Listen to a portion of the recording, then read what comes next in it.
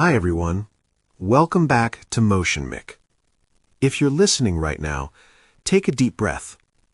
You're in the right place. Hi friends, I'm Jessica, and today feels like one of those quiet, honest conversations, the kind we all need sometimes. Yes.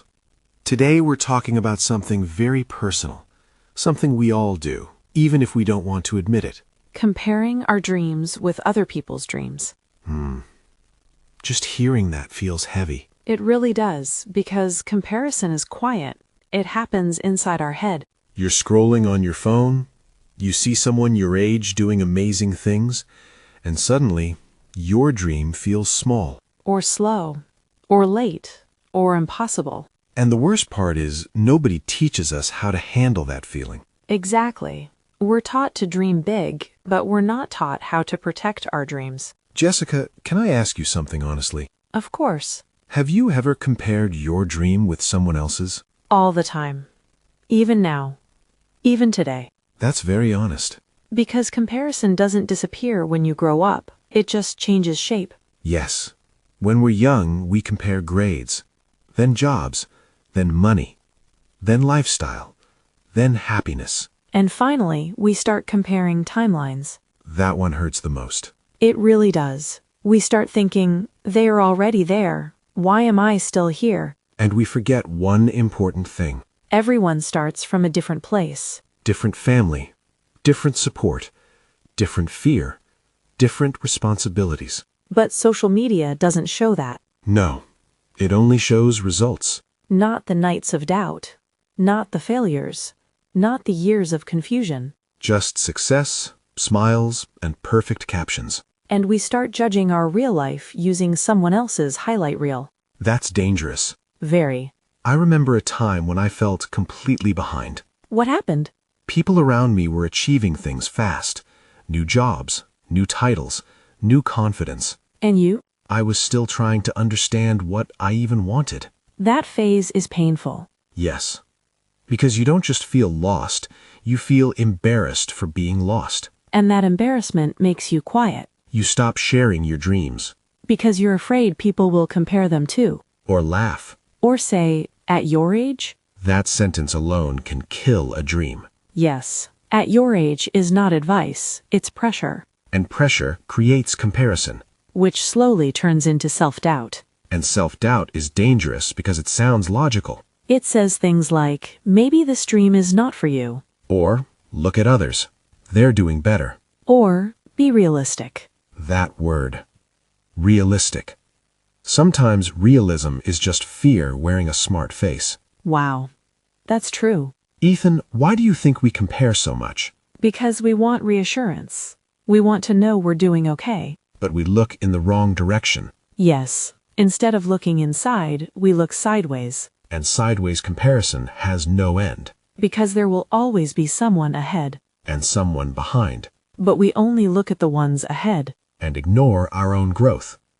That's something I had to learn slowly. How did you learn it? By burning out.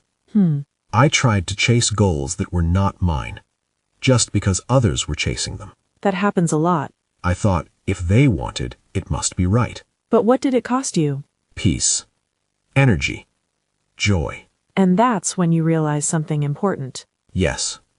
A dream that's not yours will never feel fulfilling. Even if you achieve it. Exactly. Comparison also changes how we define success. True. We stop asking, am I happy? And start asking, am I better than them?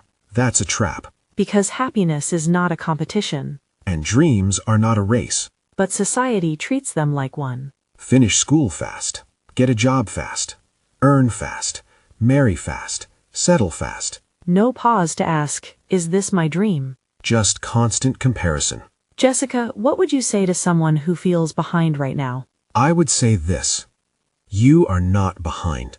You are on your own path. That's powerful. And your path may look slower, but slower does not mean wrong. Sometimes slow means deep. Sometimes slow means deep learning, deep growth, deep understanding. Comparison makes us rush. And rushing makes us skip lessons. Then we fall later. Exactly. Another thing comparison does is steal gratitude. That's very true, You stop seeing what you have, because you're focused on what you don't, and that creates constant dissatisfaction. even when life is okay. That's a sad place to live. Yes, because nothing feels enough. So, how do we stop comparing? We don't stop completely. We become aware. Awareness is the first step. When you catch yourself comparing, pause. Ask yourself one question. Is this their dream or mine? That question changes everything, Because suddenly the noise becomes quiet, and your inner voice becomes clearer. and you reconnect with why you started. Comparison also forgets one important truth. What's that? People don't show their struggles publicly, Yes, everyone is fighting something silently, but comparison assumes they're winning easily. which is rarely true. Sometimes the person you envies your peace, Or your freedom. or your courage to start late. We never see the full picture. That's why comparing pictures is unfair. Ethan, I want to say something important to our listeners. Go ahead. If you're listening right now and feeling small because of someone else's success, please remember this. Your dream is allowed to be different. Your timeline is allowed to be slower, Your journey is allowed to be messy. and you are allowed to grow quietly. You don't need to prove your dream to anyone. You only need to stay honest with yourself. That honesty builds confidence. And confidence doesn't compare. It focuses. Ethan, this conversation feels like a reminder we all need again and again. Yes, because comparison will come back But next time, we'll handle it better. with kindness With patience. and with trust in our own journey. Friends, if this conversation touched you, you're not alone. Take your time with your dreams Protect them. and stop measuring them using someone else's ruler. This is Motion Micc. Thank you for listening with your heart. We'll see you next time. Until then, keep walking your own path.